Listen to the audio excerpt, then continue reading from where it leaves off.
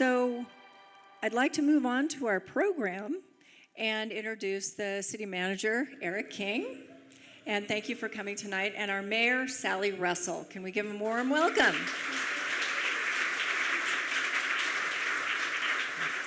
So did you guys want me to kick off with the Menti thing before you began? Okay.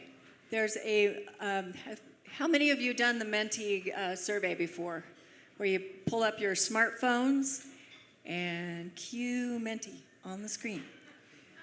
There it is. So you go to the website, www.menti.com, M-E-N-T-I.com, and you use the code 528730, hike. So the first question before the city begins their presentation, they're kind of wanting to take the temperature of the group. Rate your quality of life at Bend. Excellent, good, mediocre, bad, depends on how much snow we get. It could go either way with that if you think about last year and a couple of years ago. It's looking very good for you, Eric and Sally. Yeah. Life in Bend does not appear to suck. That's good. Great. As this populates, I'm going to go ahead and hand it over to our speakers tonight. I don't know how much longer you want to go. It looks like we've got quite a few folks. You're going to have the opportunity to do this later on in their presentation. They've got a couple more questions for you to answer as we go. You can confer with a neighbor if you didn't bring a smartphone tonight and debate on what the answers will be. Without further ado, I'd like to turn this over to Eric and Sally. Thank you. Thank you, Katie. Welcome, everyone. Thank you for joining us. I am just so thrilled to see that you're so interested in what the city is doing. Maybe you're massively curious. At any rate, thanks for coming tonight. And we're going to tell you a few stories. We're going to give you a lot of data. And the first question I'm going to ask is, don't 8 people want to just come up and sit down in these empty seats? Please. Come on up. Because it's always a drag, like looking at empty seats. But I can do it if you make me. But yeah, Yay! Lori, yeah. Thank you. So I thought we're going to try to keep our remarks to about a half an hour, give or take a little bit, because what we really want to do is have time for questions from all of you. So I just want to take a moment, though, to recognize the Chamber for consistently inviting the city for a State of the City address. And I want to just mention to all of you, and I want to welcome all the people who are watching this event that's live streaming on the Chamber Facebook page. And if you forget a certain section and you want to go back to it, you are going to be able to go out to the Chamber website in a couple of days and see this on YouTube. So there are plenty of ways to access and get a hold of this information beyond just sitting in the room. But again, we're happy to have you here. It's good to have your energy. So 6 months, 24/7. This is what it looked like on election day. And I have to admit, I was really honored to be elected as the first mayor of Bend since 1923. And I really appreciate and I'm honored by this responsibility. And I don't take it lightly. So it segued and it went straight to work because I really wanted to change the way a mayor looked. And that was what our electorate had told us. What is a mayor? We want more out of our mayor, so we're going to elect you. And now we don't know what exactly we want you to do. And so the question was, what should we do? And so, of course, the first thing we did was put a survey out, a statistically valid survey out to the community and began to receive back information on what your priorities are in our community. And so then, pardon me, I've been talking to too many of you tonight already, so you have to bear with me. So if you could go to the next slide. Oh, I do that. Okay. So I have 6 other colleagues to work with. We're elected from different segments of the community, have different value sets, different backgrounds, and I think that's really the way it should be. And then we went straight into goal setting. We spent 2 days. We did a lot of backgrounding, and one of the pieces that we developed I wanted to share with you because I want you to understand sort of what our values are on council, what really matters to your council leaders, and why do we do this job So you will see, I'm going to read you a few things on here. Someone who can represent, make sure Bend is a place for opportunities, give back, make things better, make relatives gains, give back again, interest in helping, making our community better, collective effort to solve problems. So that's sort of the baseline we worked for. So then moving on, we spent a couple days and we took all that information from the polls, and then we took sort of everything that we had collected through the campaign trail and from the polls, and from information on what the city was doing, and we filled out 1 billion Post-it notes, and then we tried to organize them. And so we ended up with something that looked as messy as this, which ended up as clean as this. So these are our goals for the next 2 years. For the biennium, our budget rolls with the state budget. And I'm going to read you something that our statement. We, the City Council, believe that Bend is a unique community that people are drawn to because it's an outstanding place to live. You seem to agree tonight. We deserve to demonstrate consistent stewardship of resources and quality of life. We will be guided in decision-making by following these values as a foundation for public trust and public confidence. Inclusivity, sustainability, partnership, stewardship, and responsiveness. So the work that we're going to talk about tonight and is something that the City Council has done based on what you can see here. And so off we go. So I'm going to go over some of the goals, and then I'm going to toss it over to Eric, and he is going to take the rest. So I'm going to start talking a little bit about public safety and health. And this has been an area that the community has been very concerned about, and we've really made an effort to make investments and in many ways change just how we do things. So one example is downtown safety. We gathered a lot of crime data, and through that we decided to increase police patrols. We actually use police patrols differently now in our community. We put more people on the ground, so there's more face-to-face. They go there at different hours of the day.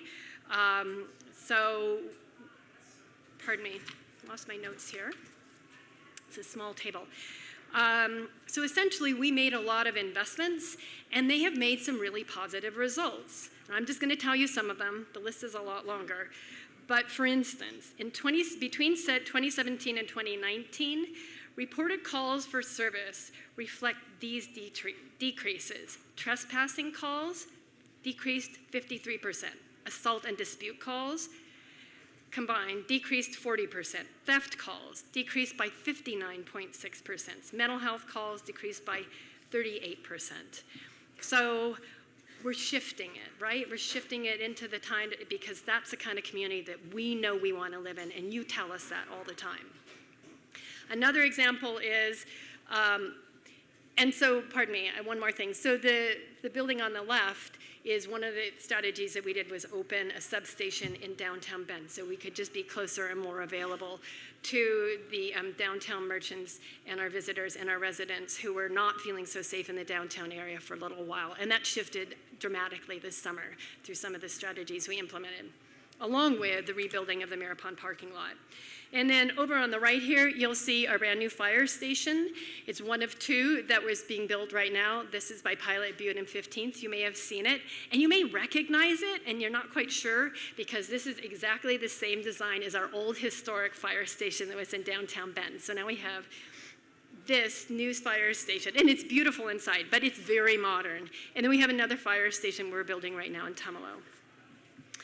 So, I'm not used to this table here. Okay. So then I want to go on to effective and efficient city government. We are a member of Welcoming Cities. We hosted Welcoming Week because we understand that diversity, equity, and inclusion is another value that you, our community, have expressed to us, the City Council. So we have a contract with Allyship in Action to help define the city's diversity, equity, inclusion goals.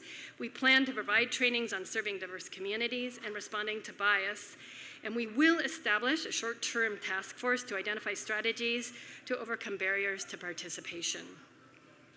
In addition to that, we're just using a lot more data to drive decision-making, and one way we're doing it is through neighborhood safety. And again, we heard through a lot of our surveys and our outreach in neighborhoods how important neighborhood safety is to people throughout our entire city.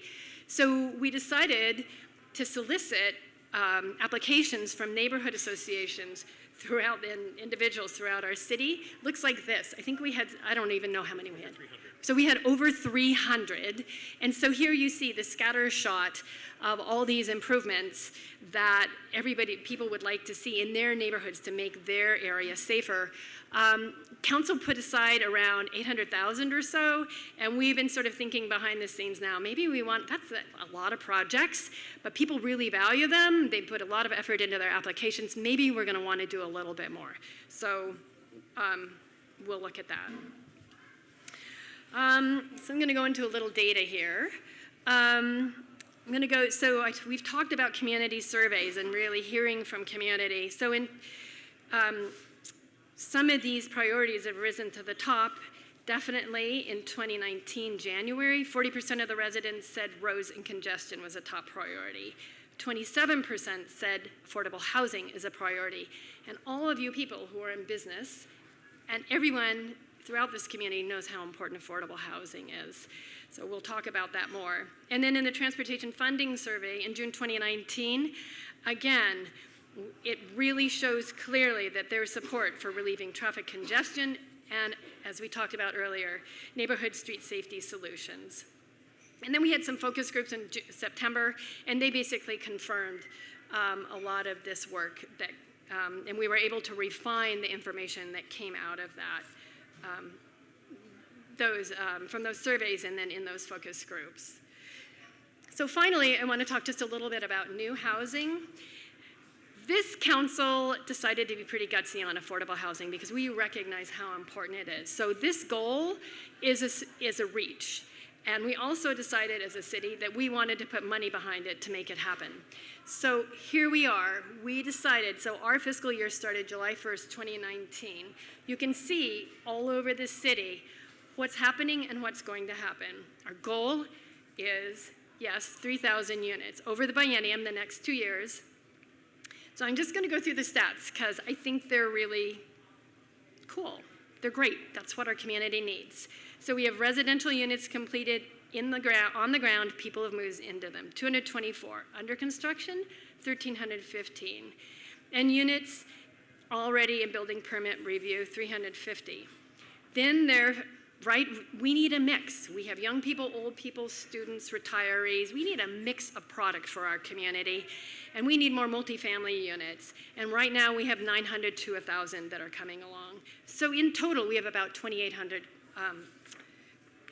units, that are coming forward. So these are big issues. And the giant issues that we hear again and again are transportation and housing. But there's been a lot of conversation and a lot of articles on the radio, in neighborhoods, and in the newspaper about transportation. And we have a transportation advisory committee that's been working hard on this work. And I'm going to turn it over to Eric. Is this yours? That is mine. Thank you. So I get the pleasure of talking about a hot topic of transportation. And I want to first recognize there's people in the room that are working really hard, as the mayor mentioned, over the last 2 years that are on a citywide transportation advisory committee. Can those folks stand and can we recognize the time commitment? Mon, Karna, Mike, Ruth. And they have sacrificed a lot of their time, their work time, their play time to make Bend better. And we're in the process of doing that. Before I talk about the solutions that we're coming up with, I want to do a little storytelling of how we got here, kind of what's Ben's story. So the questions that I respond to a lot are, why hasn't transportation infrastructure kept pace with growth? Ben's transportation system's like a puzzle with a lot of missing pieces. Why is that? Can't you, council or staff, just solve the problem, build more roads without having to ask the public for additional money? The city has a large budget. Can't you just reprioritize and put more focus on roads? So I want to address these questions and tell it kind of with some facts here.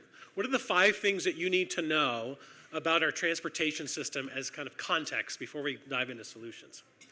First off, development patterns. What's on the screen there is just a simple map, black and white map of our road system.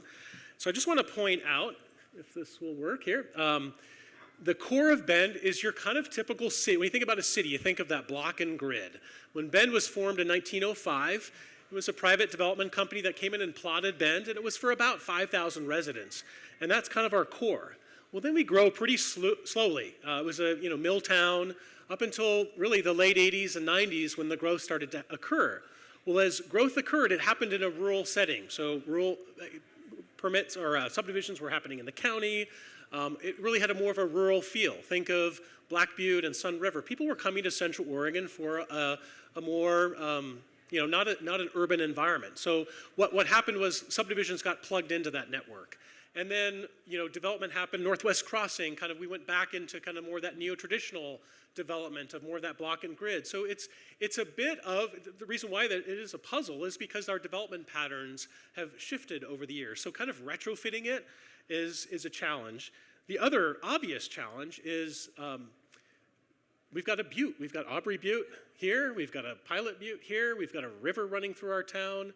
We have 5 irrigation districts that deliver water and take water from the Deschutes River. They provide a barrier. We have a railroad going through the center. So there's some major obstacles. And so transforming these old farm-to-market roads, that county kind of rural roads, into an urban infrastructure is a challenge. The second fact that you need to know is our growth cycle. So a lot of cities, I'm from the Midwest, and so a lot of the growth that happened in the Midwest and the southern part or eastern part of the country happened post-World War II. And that was a very different time from the federal and state government where there are infrastructure dollars coming in. You had in the Eisenhower period, the funding for freeways, a lot of attention towards infrastructure. And so those cities that were kind of booming as a result of the post-World War II population boom took advantage of all that funding and built a lot of that infrastructure. Bend's growth cycle happened really in the last 20 years. It happened at a time when all of the federal and state money for infrastructure has really dried up for the most part. There's some, and we'll talk about some projects that we're funding through some state and federal dollars, but it's very minimal compared to the time period 60, 70 years ago. And of course, property tax restrictions, and I love to talk tax rates. I'm gonna not bore you with all that because it's a fairly informed audience, but the basic message is voters in Oregon, much like in California, restricted property tax rates. And so our tax rate in Bend is $2.80 per 1,000 tax assessed value. We've had that same tax rate since 1981, and that cannot be changed by the Constitution, by the voters. And it can only be changed by the voters. So we have to live with that very low tax rate. We're one of the lowest in the state. So we don't have a lot of discretion or tools in our toolbox from a council to be able to raise that rate to accomplish some of this work. And then fourth, our transportation as utility. So the funding tools for transportation are somewhat inadequate and controversial. Of course, there's the fuel tax, which the city had a really negative experience with that a few years ago. And if the fuel tax is controversial, one, because it is, as cars become more efficient, it's not sustainable revenue. You're seeing that revenue drop off. States are stepping up and increasing that to sort of hold on because there's such a need. But the funding for transportation is unlike water and sewer, where it's a utility bill that you get every month and you pay that rate to account for how much water you use or to flush down the toilet. We don't have that same mechanism for transportation. We're very dependent on gas tax, as well as the last point, which is development revenue. I think people will say, well, Bend's growing. Can't you just capitalize on that growth to fund transportation? Yes, in part, but that growth, collecting SDCs, those are impact fees that are assessed with new development on sewer, water, roads, parks. That happens sort of in the rear, so it takes a while to accumulate those funds to put them on the ground to make the improvements. And then secondly, it's very volatile. It is very dependent upon the cycles of the economy, so not very sustainable when you're talking about building large infrastructure projects. So what are we doing? What's the solution? And I'm going to talk about what we have done in the recent past. We've done some small-scale things. I think council, through its biennial budget and listening to the folks from the survey, as the mayor mentioned, and really doing some tough things. So that within their power, they have raised some revenue by increasing our impact fees for transportation. They've also increased franchise fees. That's the fees that we assess for people to use our right-of-way, so pipes and wires under the road. There's sort of rent to be paid, and those fees were increased to provide a funding stream for those projects. So let me talk about them.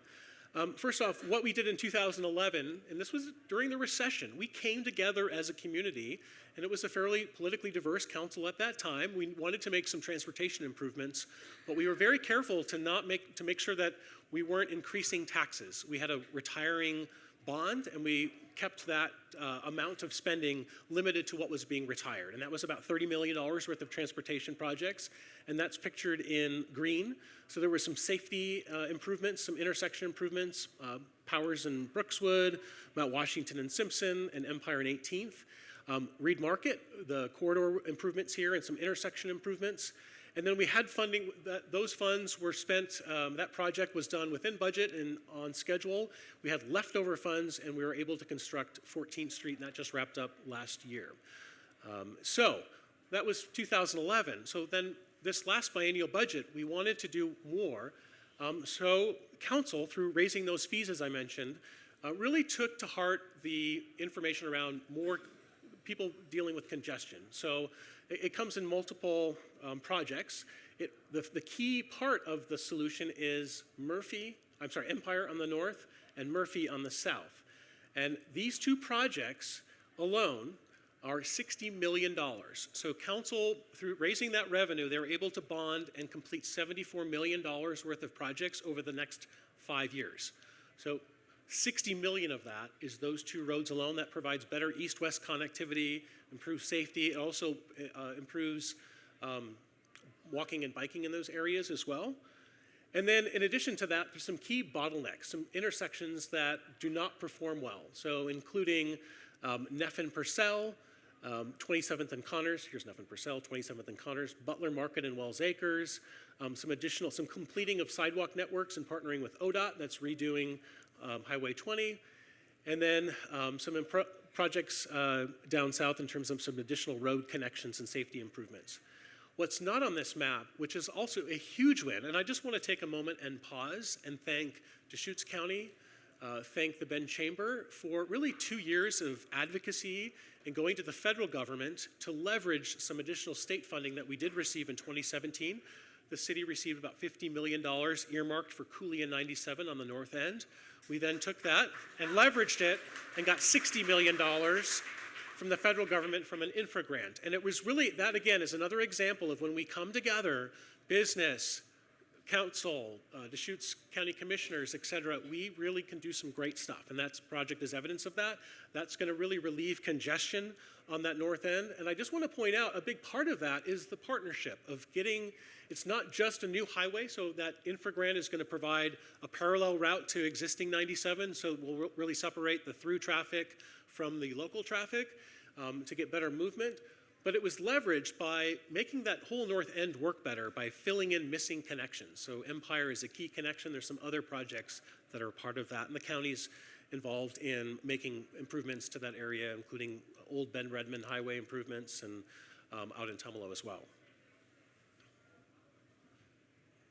But we're not done yet. So a lot is happening, 74 million, we just finished 30 million. You'd think, wow, that's a lot. And it is, but Bend's the fastest growing city on the West Coast, and I can't underestimate that enough. I think sometimes people are like, just make all this stuff happen. We are a fast growing city, and the reality is any fast growing city in that top 5 list is gonna have the same transportation challenges that we do, or infrastructure challenges keeping up with that growth. So what's important to us in Bend is that, again, that we do a community-based process. And we've learned from previous projects in terms of expanding our urban growth boundary or massive investments in sewer infrastructure that involving the community is the right thing to do and making sure everybody's got a voice. It's hard work, it's messy, We have 2 years almost in the making of that citywide transportation advisory group, as I mentioned, and their task was first developing goals. What do we want to accomplish? Our end goal is to have a transportation system that responds to Bend's growth needs by 2040. We'll be about 150,000 people by 2040. So what are our transportation needs to reflect that growth? And what are our existing deficiencies? It's not just the new growth, but how do we make the system work better, fill in those missing puzzle pieces? So that group identified goals, performance metrics, how can we demonstrate with data that we're improving the system? And then they developed a list of projects to help respond to that data.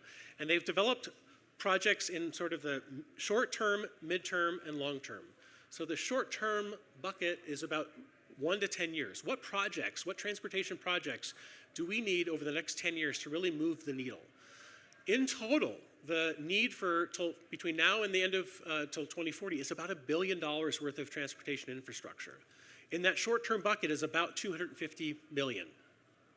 Of that $250 million, it includes a variety of things, and I want to point out a couple of projects responding to community values, both from surveys and focus groups that the mayor mentioned earlier. One of the key elements of that short-term list is improving the connectivity with Highway 97.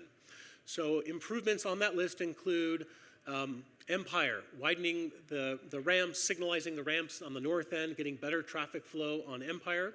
That's, again, some of that is connected to that infra grant that I mentioned on Highway 97.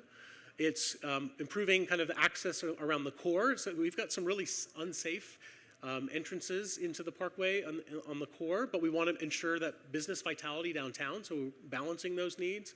And then on the south end, it's improving intersection improvements around Murphy and Highway 97, as well as power. So as we kind of remove the stoplights on the parkway, getting a free-flowing transportation system, powers needs to be addressed. So that's part of the solution. Other solutions include, bottlenecks at intersections all over town. I would say one of the most, one of the key ones is Reed Market. So improvements were done to Reed Market on this side, on really improving traffic flow on the eastern end and widening Reed Market between American Lane and 15th. But it's where we have a canal, you have a railroad, you have 3rd Street, which has a lot of volume of traffic. And so how do you provide a fix to Reed Market? So some of what's included on that list is options to maybe move the switching lines. The railroad gets jammed up and it causes a lot of frustration in Reed Market. Moving that is one option. And the other option is it's very expensive going over a canal and roads that intersect with Reed Market to improve connectivity. That's also part of that list. And then there's a bunch of projects to improve safety and connectivity into neighborhoods, neighborhood schools, parks, trails, et cetera. There's a lot of missing pieces to our infrastructure. So it's completing key parts of a low-stress bike network.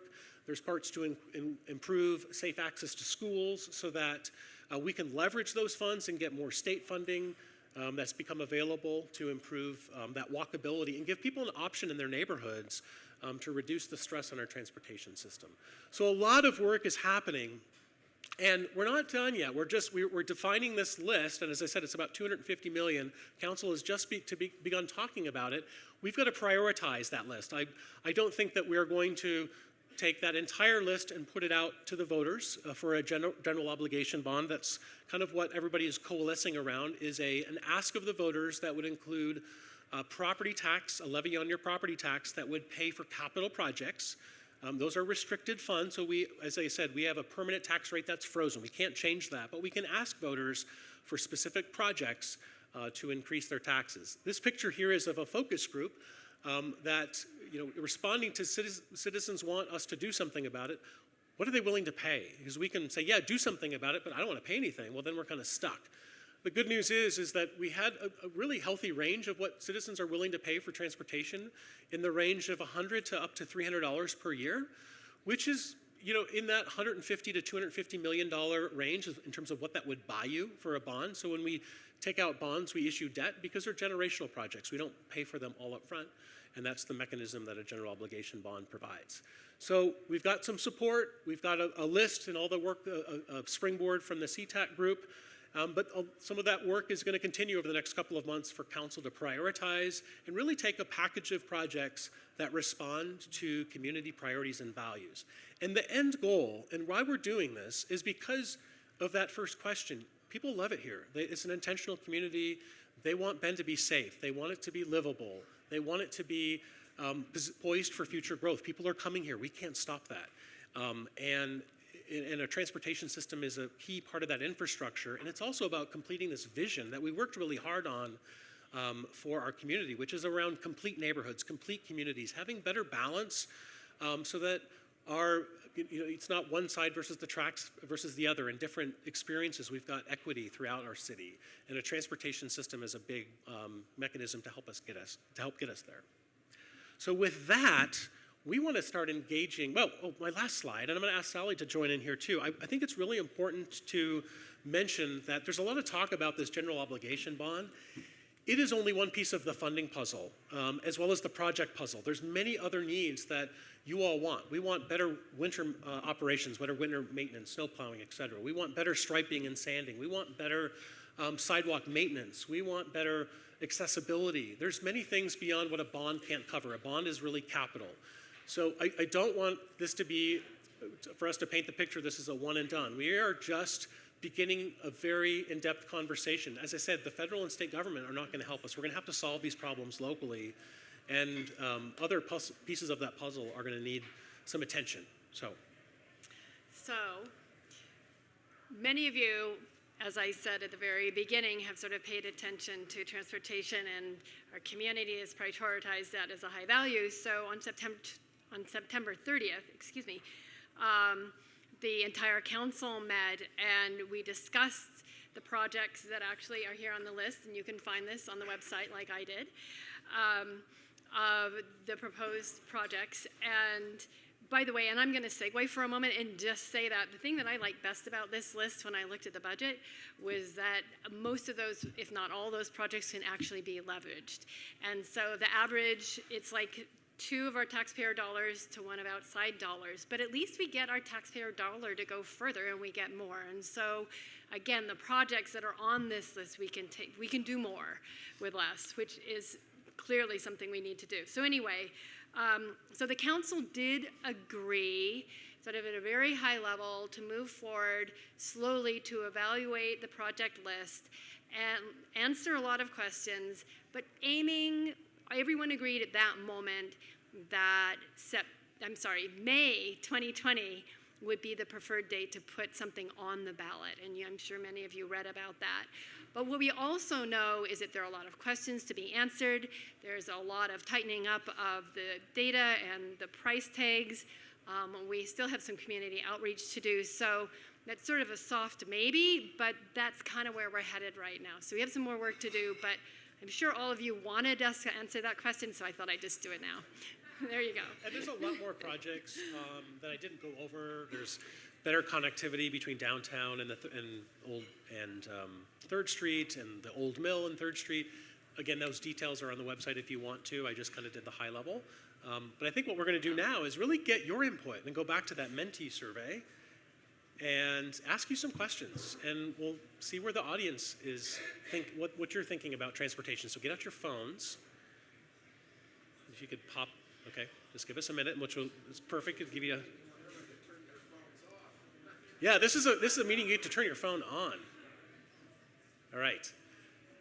So this first question is kind of a warm-up question, is how would you rank this statement? Improving traffic flow would improve safety for people who drive, bike and walk. So the idea is, because people are frustrated, we heard this in the focus groups, they're jammed up at an intersection, they're making shortcuts, they're doing some things that maybe aren't safe. So the idea is improving that flow is going to sort of benefit everybody. Do you agree with that or not? Is that something that resonates with you?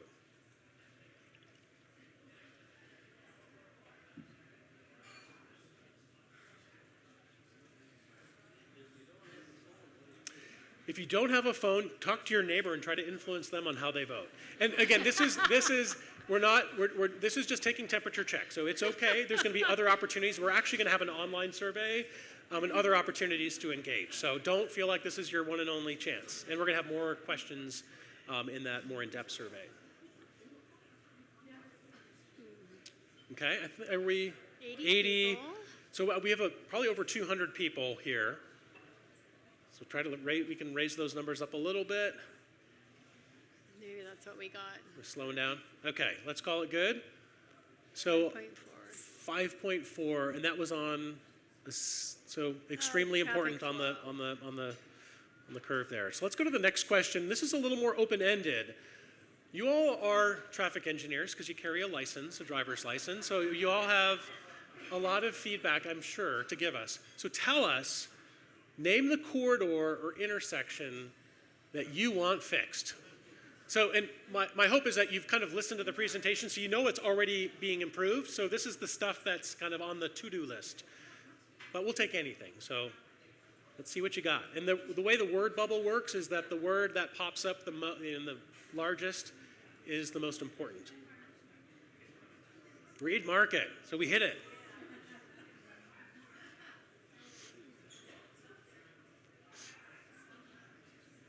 Oh, lots of mini Reed markets.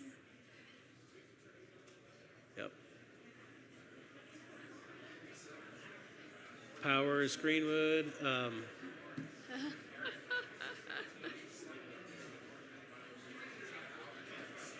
Yeah.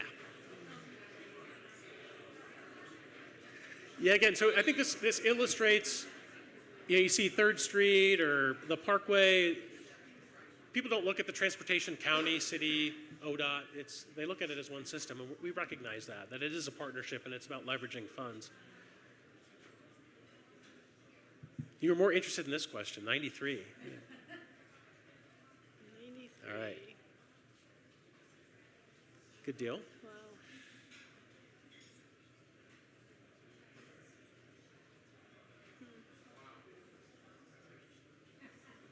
Interesting. Century Powers. I think it kind of reflects that map of when you look at Bend, it really is improvements to the whole system. There are some key pinch points of it, but it's pretty scattered geographically. All right. Was that it? And then the last questions. What transportation safety improvement would you like to see most? So we talked about that more of the local road system. So I'd say that previous question is those busy roads, collectors and arterials. You get into that local system, where would you like to see potential investment? So when we talk about capital projects and a bond, where would you like to see that placed? So, and my eyesight is bad, so I'm going to kind of paraphrase. Key improvements to, look at my notes. Safety improvements in neighborhoods around schools and parks, complete a citywide sidewalk network, and then citywide bicycle routes. Kind of evenly split. Huh, interesting, yeah.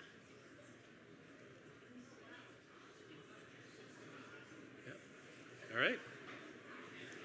All right, and I think we're at time, so we're going to turn it over to Katie to facilitate some questions.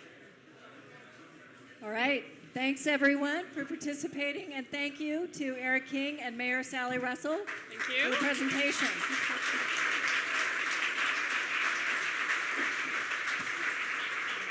So this is the fun part. This is a part where you folks get to come up and ask questions. I have a little mark right here. And you're supposed to stand here so we can Facebook Live this effectively. So I'm going to ask everyone, if you are in the middle, just pay attention, allow folks to get in and out of their seats, and from the back to the front. If you could form a line right here. And boy, everybody's rushing up to the front. So come on up. I'm going to ask the first question. I'm going to couch it with a little bit of background. So earlier this year, seems like forever ago, but it was this year, we partnered with a company in town called Hubble Communications. We did a community values survey, and we did it at about the same time the city did their outreach survey to gauge how well they're doing and get feedback from their citizens, from the citizens of Bend. A couple of things that I wanted to point out that overlaps with the presentation that you just heard. Our feedback was based on if 80% of the folks that answered said this question about growth. Do you like it? Do you not like it? Guess how much? About 80% said, no, not so much. Not really happy with the growth. But we asked some questions behind that question, and one of them was, so what would change your mind? What would make you feel a little bit better about the fact that we're the fastest growing city on the West Coast? We have a fabulous place, and we're going to now share it with a whole bunch more of our best new friends. So here's some of the feedback we got. One of the pieces was about city council, and it was about how well the city council and the city staff planned for the future and got ahead of the curve. And they would feel exponentially better. I don't remember the numbers straight off the top of my head, but it went above the 70% approval rating.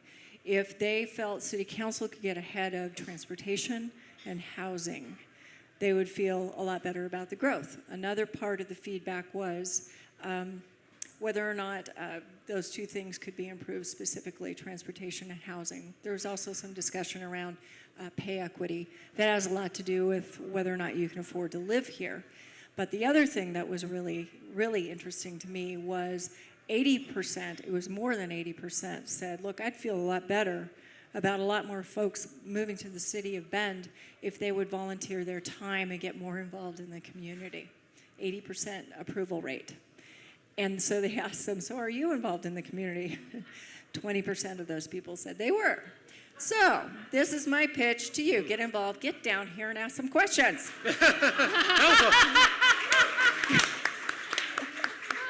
Ask some questions. Doesn't have to just be about transportation, but we are a participatory community, and I would love to have some folks participate. I think you've got a line. And there they are. Oh, this is Mark. Great. Thanks, Robin. Go ahead. Mayor Russell and Mr. King, thank you very much for being here tonight. Can you hear me? No. My name is Dennis Douglas. I've lived here in Bend for 20 years, and I don't know hardly, I only know one person here tonight. The reason for that is my wife spends all the money at your stores and your shops, so I generally don't spend any money except for keeping my government running. And the question I have for Mr. King and Mayor Russell is, in your presentation tonight, you went to some length to describe the cost of the transportation projects and the extent of them. In this last poll, Reed Market Road was a major concern. 14th Street was mentioned. Those are two roads which I know fairly well. You made an improvement to Reed Market Road a few years ago. It's 2 lanes in each direction, except it narrows down to 1 lane. Now why, pardon my French, why in the hell did you do that? So Reed Market, all the roads are built with traffic models. The congested part of Reed Market is on the east side. It flows fine. It's not necessarily the number of lanes. It's where it intersects those barriers. That's where you get traffic jams. It's the railroad, and it is the canal, and then American Lane and 9th Street all coming in. That's where it gets congested. The real solution to that, it was more expensive than the city could afford. And I think sometimes people they look at transportation as, well, just go fix it. But there's money behind it. And again, in 2011, that was a different time.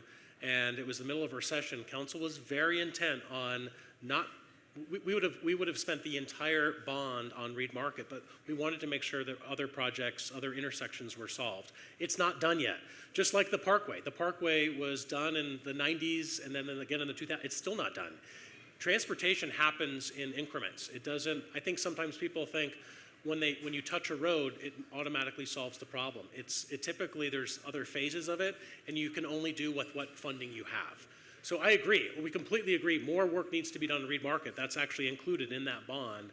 And we are looking at options that are very expensive, but we've heard Reed Market as a big bottleneck. But it is not just Reed Market. Once we open up Murphy and other east-west corridors, there's about 3 east-west corridors that will open up as part of that plan. That'll improve the traffic flow, so it won't put so much stress on one road. So it's dynamic. That's the part that we're trying to share it's not just a single road in terms of solving the transportation problems. So the other piece that I like to talk about is that sometimes to improve a corridor, it's not exactly what your experience is on that exact corridor, but it's what the other improvements and the things you shift in the way of the traffic flow. So Eric said Empire and Murphy are part of that strategy, right? Right now, we don't have Empire all the way through or Murphy all the way through. All we have is we're sort of stuck with Murphy and like our... Pardon me? Sorry, Reed Market. Yeah. Thank you. Reed Market and archaic traffic signals that we're trying to get updated by ODOT, right? And we're going to move and invest in that area. The other thing is sometimes it's pie in the sky stuff, like the railroad crossing, right? And so one of the things in the railroad crossings throughout our town do hold up traffic, often at key times of the day. So you'll notice on our list is actually we're working with the railroad companies to actually move the switching yard, which overall isn't that expensive, but we'll just remove that rub right out of like your traffic experience. And so sometimes you got to think a little out of the box to get to the solution set too. I have another question, but just as a follow-up to that one, I disagree with your statement that Reed Market Road is fine except for the traffic things. No, I'm not I saying still that. think that narrowing shows that the city didn't put enough thought into, if you're going to make it 2 lanes in each direction, make it 2 lanes in each direction. Yeah. And I think My second question has to do with the roads themselves. You spend a lot of money on the roads, but once you get them done, they're nice, but a year later, they develop potholes. Now, I've heard it said that the reason for that is because of the materials used on the road or the engineering, the sub-base that goes into it. Incorrect engineering is being done. The right and wrong materials are being used. It seems to me like in a city of Bend, we should put down a road like 15th Street or Reed Market Road and expect it to last for 5 to 7 years before it starts breaking apart. And I think that's an important part, and I think many of these transportation costs that you referred to could be reduced if more attention was paid to the reducing maintenance in the long term. Yeah, and I agree with you. I think the city, a lot of that, again, our growth cycle, those roads were built on, a couple of inches of base of rock and then asphalt on top, and they're old rural roads. And so the big fix, but it's very expensive, is to bury them out and rebuild them. 14th Street was built to completely different standards. That has 8 inches, and David Abbas, if David's here, our streets, he can give you all the details, but we have rock and then very thick pavement. We also use concrete in most of our roundabouts now. We evaluate based on each intersection's needs, but yes, building to higher standards is something we've done. We changed our standards many years ago, but we still are dealing with old roads. When we change our standards, that doesn't mean we still have this legacy issue that we've got to deal with these old roads, and we don't have the funding to rebuild every single road. So it's just a prioritization exercise.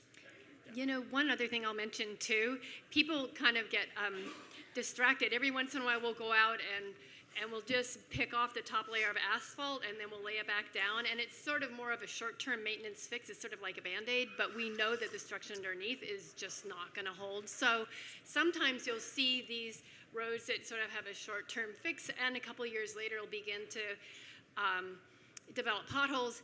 But frankly, we don't have the money to go in and pull apart every single road to the degree that Eric just described. So sometimes you try to just improve your transportation experience the best we can with what we've got. So we're trying careful on how we do that. Thank you for your answer. So I'm going to ask everybody to please try and stick with one question, and it'd be awesome if it was a question. Okay, next. Hi. Thank you, Ben Chamber, for putting this on. Thank you, 10 Barrel. Thank you. This is great. This is a privilege to be here. I'm excited to be here. I'm just curious, what's Ben's vision plan for the East Side? In developing, a college campus. I don't know, just expanding the East Side of Bend. I feel like there's so much potential there. There is. Rezoning and different things like that. But so. Yeah, what's the city's we didn't vision touch on the East on Side? that tonight, but there is a lot of exciting things happening on the east side. We are engaged in a big community process for Southeast Bend. As part of our urban growth boundary expansion, we added about 2,400 acres really all around the city, but we've prioritized Southeast Bend for more amenities, so zoning the land for commercial uses, so we don't have just these sea of residential areas with the walkable neighborhood-oriented services. So that's part of what the city does. We set the table. We don't build, but the market's responding. You're starting to see some of that development occur. In fact, we're probably just months away from an application on the northeast side of Bend, that northeast edge, kind of by Neff and Butler Market and Eagle Road in that area. A whole commercial area is going to be developed, a mix of use.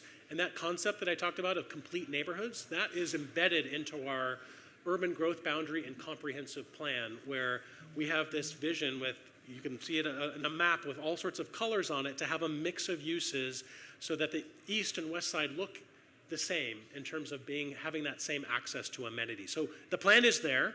That was part of our comprehensive plan, but it takes a while for the market to respond, and we're starting to see signs of that.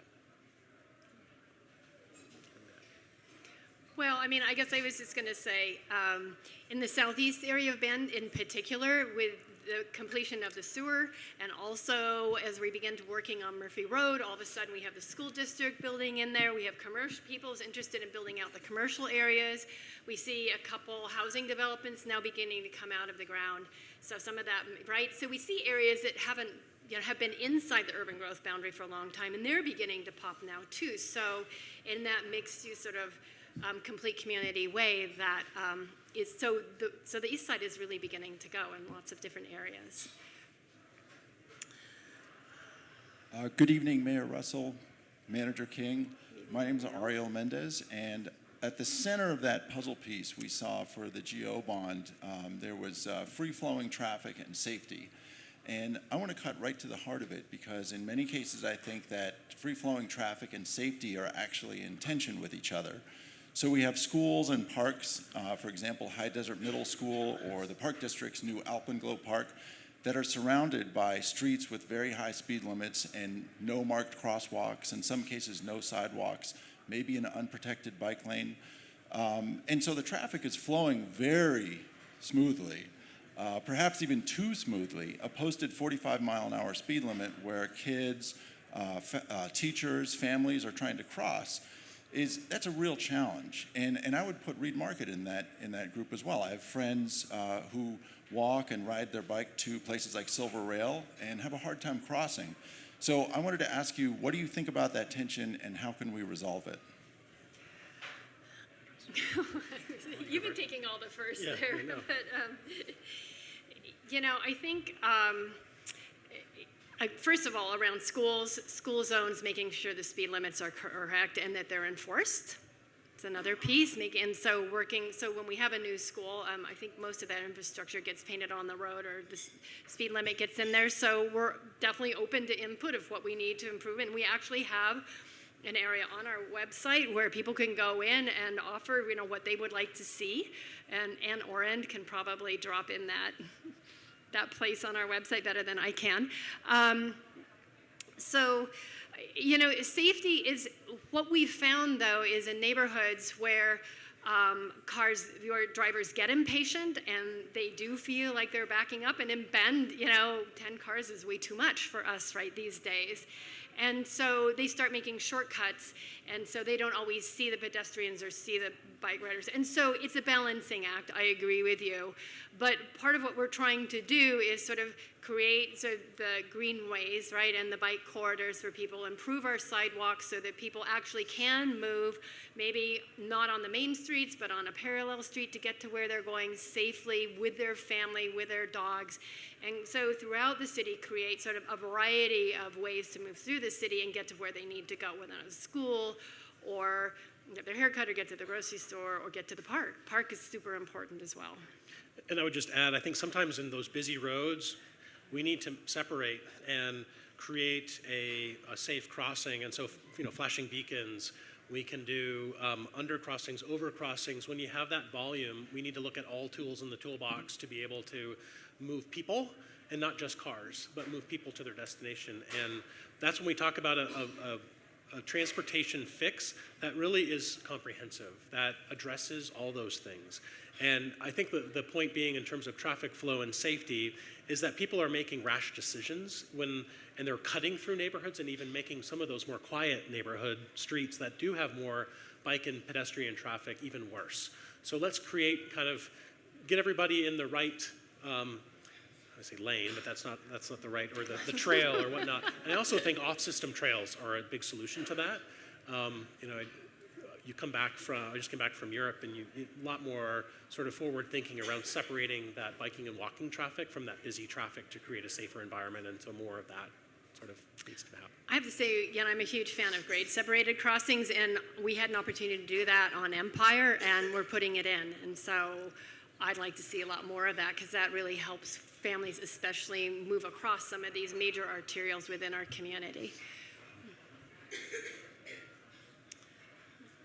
Eric, and I want to thank you. My name's Dale. I can hear you. Okay. It's an ice cream. It's like an ice cream cone. Okay. There it is. Thanks. Thank you. My name's Dale Allen. I've worked in transportation for about 3 years. I still can't hear you. If you I've can worked in just Dale Allen. Okay, bring it really tight in. Okay. There we go. Okay.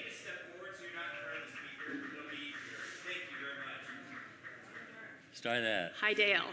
I'm good at some things, not this. Okay, I've worked in Central Oregon and all over the state of Oregon in transportation You for have. about 40 years. Thank you for your service. So last time I talked with you, I was given a 3-minute limit. So my speech is 3 minutes, and you're changing it. You're asking for a question. So I'm going to give you my 3-minute talk. Well, you're welcome. This is more a question and answer forum, but you are welcome, and everyone in this room is always welcome to come to the visitor section at City Council. You will have 3 minutes, but you can send emails and give us. And so we welcome everyone to come, and our meetings are the first and third Wednesdays of every month. Okay. So Dale, you're going to give us. So I would love to have a question from you. Well, I think I got several questions. The problem that the article in the paper is that we need to address congestion. I don't agree with that. I think that the bigger problem is more than highways. I've worked in highways for all my life, but I think it is a combination of highways, very expensive sewer systems, very expensive water systems, very expensive waste management, garbage systems. So if you're going to think about bonds to fund something, you can't take highways and say that's the problem. We're going to go out into the public and get money to fund highways. That's a piece of the problem. The third one, the last one, is the safety program. Safety program is not in your discussion. And also in the discussion we're having here tonight is too focused on Bend. We've got to think Central Oregon at a minimum. Central Oregon is a unit. Sewer systems don't end in Bend. Water systems don't end in Bend. Garbage systems don't end in Bend. So you've got to think beyond Bend. So you have a flaw. I guess my question is, I think you have a flaw in the way you're approaching the whole problem. You've got to think infrastructure as a total. They're all big. You know what I do. They're all big ticket items. The biggest ticket item is any mayor or city council approves is for an infrastructure. And you can't take highways out of the picture, even though that was my background. Okay, she said, wrap it up.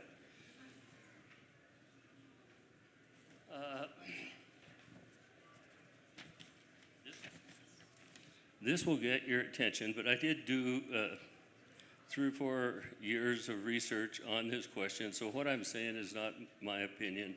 It's the research, and I have it available, and anyone can look at it, and it can be used. But it says we have to eliminate bike lanes, but we can't afford 12 feet of a highway for bike lanes when we need the right-of-way, which is extremely expensive for turn lanes. The congestion is solved by lanes. How many lanes you have determines how much congestion you have. So you can't waste it on bike lanes that are 10 people a day. You just can't do it. You can't do it. You can't do it for mass transit. The research, and this was a national research that I studied, it says the biggest waste of transportation money is mass transit. I'm talking buses, I'm talking trains, I'm talking those. That is a waste of money. Okay, Dale, we're going to have to wrap it up, sir. Okay. Thank you. Thanks for coming. All right, Jackie. Thank you. Hey, I'm going to make this really easy, but I have two. First, where did the data come from that Bend is the fastest growing West Coast city?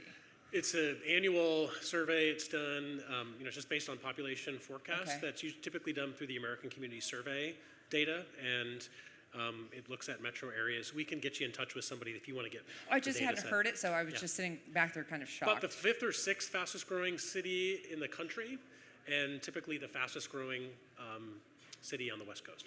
Yeah. And I've born and raised, and so I've watched this my whole life. So the next question I feel may be silly. It might be the first stupid question, but I'm going to ask it anyway.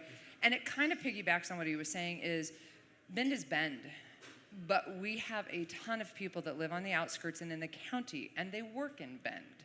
How does the county, and again, I don't know the mechanics of government, how does the county contribute to the city in terms of infrastructure, in terms of fixing some of the stuff? Because they might live out past Knott Road, but their kids are coming into school. They might live out past Gosney and work in the old mill, and they're driving Reed Market and Wilson. So there's my quick question. Does that work? It's a great question. Okay, good. And it's a question, it's part of that puzzle piece that we shared. We are talking, there's a funding work group that is talking about exactly your concern of how do we implement maybe a transportation system that's county-wide. So some counties have done this through vehicle registration fees, et cetera, that would be applied throughout the county, recognizing that there's impact on the infrastructure no matter if you live in the city or outside the city. The county does have an aggressive, they're doing what they can. They are good partners in putting major investments in their road infrastructure. And as I mentioned, Old Bend Redmond Highway, they're doing some improvements around Ward and Highway 20 and other things. So we're all doing what we can within the systems that we own, but there's more to be done collectively. So I think your point's a good one. Well, and there's the rural fire district, right? Yeah, so I mean, our fire protection systems extend way out into the county. So there are some areas where we all, everybody contributes to some of these services that we all receive and count on. Hi, my name's Karna Gustafson.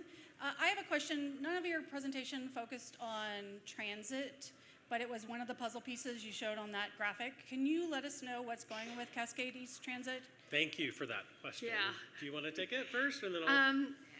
Well, I mean, we recognize it for the region as well as locally that transit is an important puzzle, short-term, mid-term, and long-term, and that it may not be the people who are sitting in this room who are going to be using transit, but there's students, there are young people, there are low-income people who really do need a way to get to work and home or wherever they need to go. And so in Central Oregon, we're required to have a transit system once we get over a certain population size. So we have one. It's probably very underutilized at this point. We do get a lot of federal funding to support it. And we work with Central Oregon Intergovernmental Council basically to run it. So it's not managed and run directly. Given all that, we recognize in transportation planning going forward that we need to work more closely with COIC. And so in our transportation planning, that the citywide transportation advisory committee is doing, we're looking at ways to use use transit as one of the ways that people can move throughout our community in a cost-effective way. So we need to provide that infrastructure to do that. And it really helps also, we have a lot of people that move from Bend outside of our community to work, as well as people who live outside of Bend and come into work. If people actually move both ways, believe me, you'll doubt me, but believe me, because I've looked at this data, it's 50-50. Really, people moving back and forth. I know, I see furrowed brows, so at any rate, so So sometimes transit is the way, and I know that their COIC ridership has actually increased quite a bit recently because more and more people are using the transit that does exist. Right. So it's a work in progress. It is, and I think that one of the puzzle pieces we kind of ran out of time, but data, technology, this whole idea of smart cities, transit's a big part of that. We have to think differently about how we're providing transit service. It's not just the traditional bus, but more, we've been experimenting with micro-transit in Bend. We did a Ride Bend shuttle that was, I think, fairly successful. We'll get some data on that, and we'd like to expand that. We have to think about more of that. Our plan is to have mobility hubs throughout the city, to have more of a decentralized transit system, but then have where there is high transit use, have high capacity corridors along Greenwood and 3rd Street, more frequency, better service. And the good news is money is coming in. There was a payroll tax that was part of the statewide transportation package in 2017 that's providing sustainable funding for transit. And the COIC, our service provider, is going through a big community plan right now, and I think there's some folks in the room that are part of that process to think differently about transit and it's not just looking in the rearview mirror of cities that have had transit systems, but like how do we have a transit system that's more forward thinking? My name's Scott, and I have a question for you. You talk, and many of the people that come up here talk about their first experience learning how a particular department works. You mentioned a moment ago the streets and how they're built. The county does county college. The local police and fire department do their citizens academies. You do a lot of social media and outreach. Have you considered something along the lines of the county college or the citizens academy that would give more people more opportunity to understand how the city government works so that their only opportunity to learn about some of these things doesn't come at a meeting or at an outreach event? Perfect plug. We actually do. We have what's called Bend 101, and it's an on-demand. It's a little different than the county college. We put it on demand. So we will come to you if a citizen group wants the information. We'll come to you and we'll bring staff and we'll do a pretty in-depth of what the city does and the departments, et cetera. If it's a large group, we'll do that. If it's a smaller kind of book club group, we'll do that. We scale it to what the needs are. But it's a great plug, so thank you for answering the question. And if you love this information and you're like me and you just geek out over city stuff and you want to just go deeper, we can meet you where you're at, and we'll come do Ben 01 101 for you. Hi, I'm Jen. I was born and raised here. I guess you could say that I'm kind of one of those bitter OG Bendites about the growth of Bend. I'm not afraid to admit it. My question is, we talked a lot about the volume coming into Bend. Are we still advertising out of state?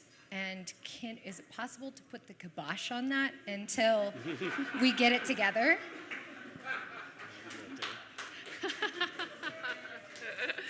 So I have a question for everybody. How many people have been here over 30 years? How many people moved here 20 years ago? How many people moved here 10 years ago? So look at who's in this room. How many people moved here 5 years ago? How about last year? So we all moved here. Even I moved here. I moved here in 1984. I vacationed here a long time before I moved here. We all moved to this place, and every time we move, somebody moves in, right? It shifts a little bit. And so our job, as I see it as mayor, is to accept that most of us weren't born here. Most of us weren't fortunate enough to be born here and grow up here. But I believe as mayor that it's really important to make decisions that really keep Bend the kind of Bend that we moved here for, or that we grew up in. And so it's more about retaining the culture and the ways of life as we can, given the growth that we do have. And so, for instance, there were lots of it that I'm gonna say this, really didn't like the way Visit Bend was advertising. So we went and talked to them. And you know what? They've changed their strategy completely. And Kevin Dugan and I always have the conversation. Is this marketing appropriate to Bend? Are we carrying the values of Bend so the people who come here come in with the values that we as a community hold near and dear? Is it working? Should we shift it up? We have this conversation.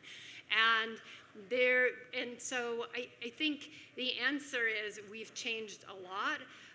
People are attracted to Bend for many reasons, right? I mean, how many people here work at least 1 or 2 hours a day doing business on their laptop? Right. So most everybody. So that gives people flexibility in where they can live, which really wasn't true even 10, definitely not 30 years ago. And so how people choose where they live has somewhat or a lot to do with the mobility that they have today that didn't happen 30 years ago in communities. So it really shifts where people choose to live and where they choose to raise their families. So, I mean, for me, again, it's about setting the table and keeping as much of the culture. And I'm going to go back to something we talked about earlier, which is when we did the urban growth boundary planning, we decided, and the state helped us with this, but we decided that as we were looking at areas both inside the urban growth boundary and then bringing new areas outside the urban growth boundary, we wanted mixed use areas. And that means when you have a house, you also have a school that's close by. Hopefully you have a park that's close by. Hopefully you have a place to cut your hair, get your pizza, hang out with friends. And it's all relatively close by. So you have different zoning that allows all that mix of uses that are close by to where you live. And most people like that.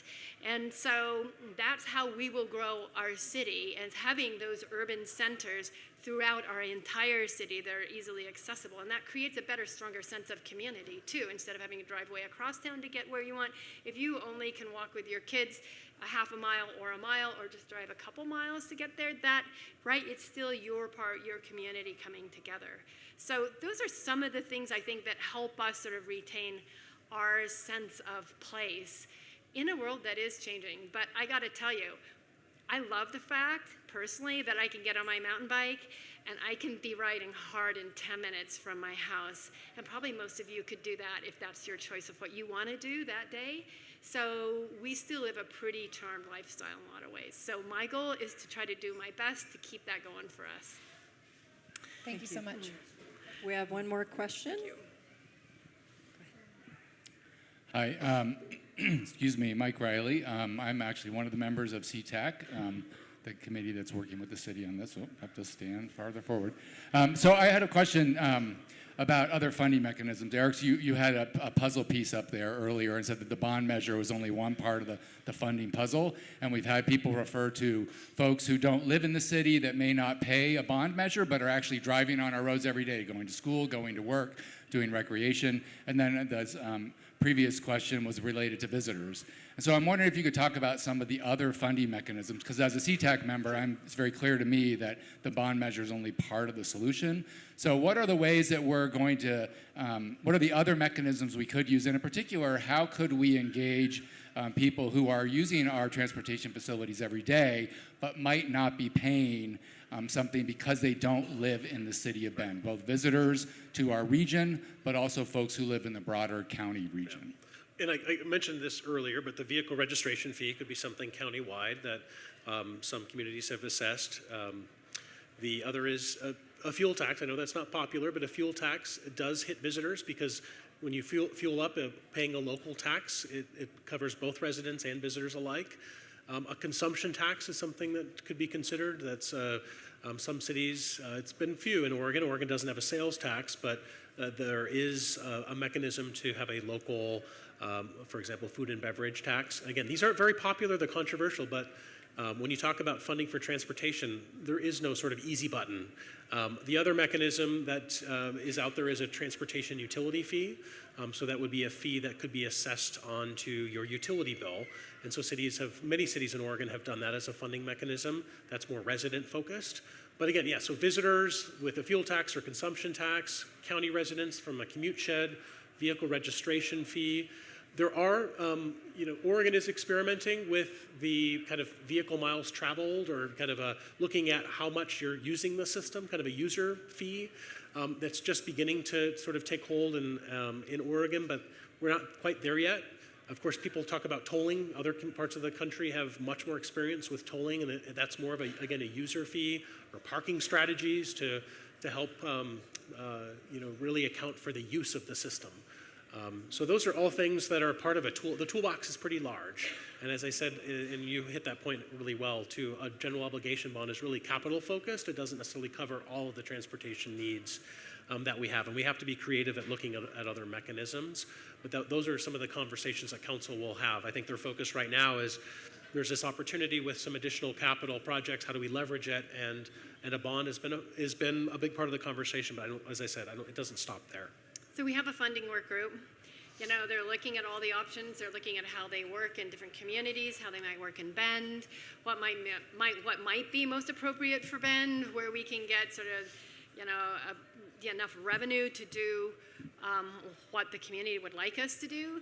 And I think it's just important to note too that when I got on council, our roads were losing their value. We were losing millions of dollars every year because the city wasn't able to invest even in just bare maintenance. And so in 2014, we really began to take that on. And so we actually took some money we lowered reserves, we took money from reserves. Gosh, what else did we do? We increased the franchise fee. We did all these just little tiny nicks all over the budget to just take all the money we could to at least stabilize and stop the bleeding and then begin to rebuild our roadways, let alone build sort of like, and this plan is so cool because we are finally moving forwards instead of like staying steady or falling backwards. But we've got, you know, it takes funding stream because like Eric said earlier, there, you know, unlike the sewer where you pay your sewer bill, it's based on how much water you use, you know, and you pay your water bill, we don't have that direct nexus. It doesn't exist in the fuel tax. It's just not a funding stream. So it's sort of one of these, you expect it to happen, you assume it's going to happen, you assume there's going to be enough money to build everything that we've talked about and are dreaming about today and that CTAC has been working on. But the reality of it is, you know, we just aren't getting the money from the feds and the state to build the infrastructure that cities were getting when they were growing in the 50s and 60s. So here we are. You know, we got to make it happen because it's important. Did you have something to add, Derek? Okay. I think we are out of questions. I want to thank everyone for coming tonight. So that 80% of Bendites who answered on the survey that said they thought people who move here were really cool and they liked them if they participated, all of you get total karma points tonight for showing up and double karma points for asking questions. Appreciate your participation tonight. Invite you to please come back on November 19th to hear the fabulous Lori Chesley and Becky Johnson and Shay Michelson talk about our education system, our K through 12, as well as our higher ed, how that's affecting our workforce. If you haven't noticed, we have a bit of a workforce shortage here in Oregon and across the country, frankly. It'll be a great discussion. We're looking forward to that. And again, thank you for coming tonight, and hope to see you soon. Thank you. Thank you. And thank you to our speakers tonight.